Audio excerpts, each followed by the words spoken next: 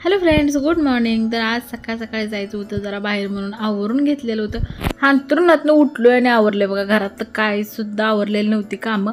पटपट एक नियोजन झालं आमचं बाहेर जायचं. मग गेलो, पेट्रोल टाकून घेतलं पेट्रोल पंपावर.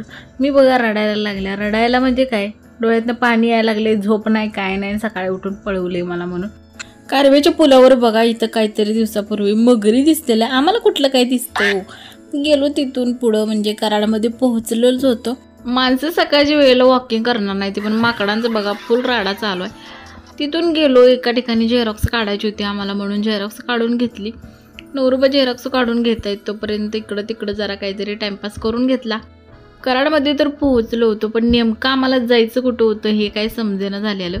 म्हणून त्यांनी त्यांच्या फ्रेंडला फोन करून विचारला, कोयना वसाहत कुठं आहे म्हणून एका माणसाला विचारलं.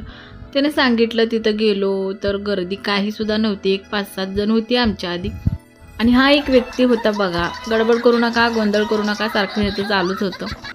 मग तिथं गेल्यानंतर आमचा एक फॉर्म भरायचा राहिलेला होता, तो फॉर्म भरून घेतला. आमच्या नवरोबांचं असंच असतं, जिकडं जाईल तिकडं गडबड गोंधळच असतो सगळा. म्हणजे शांतीत क्रांती अजिबात करायची नसत्या.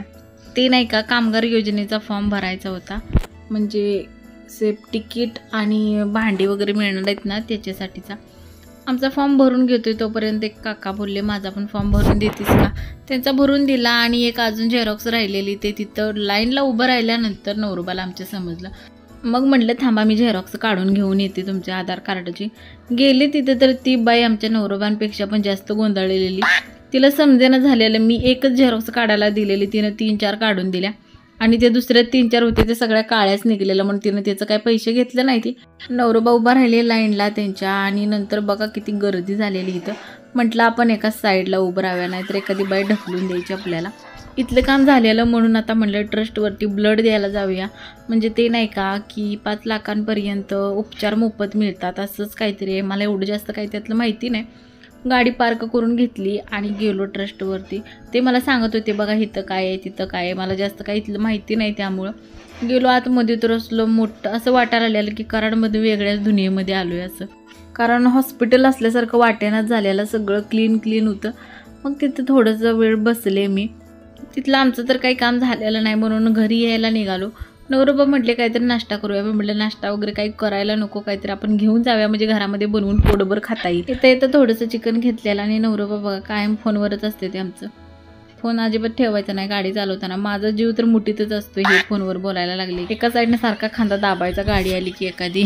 हे माझं सगळ्या वाटानं चालूच असते, गाडी एखादी आली की भीतीपोटी.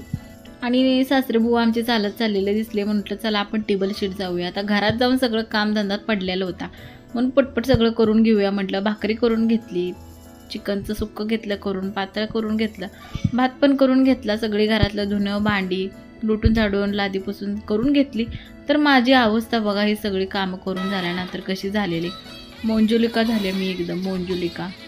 तर तुम्हाला हा व्लॉग आवडला असेल तर चॅनलला लाईक शेअर सबस्क्राईब करा. भेटू पुढच्या व्लॉगमध्ये, तोपर्यंत बाय बाय.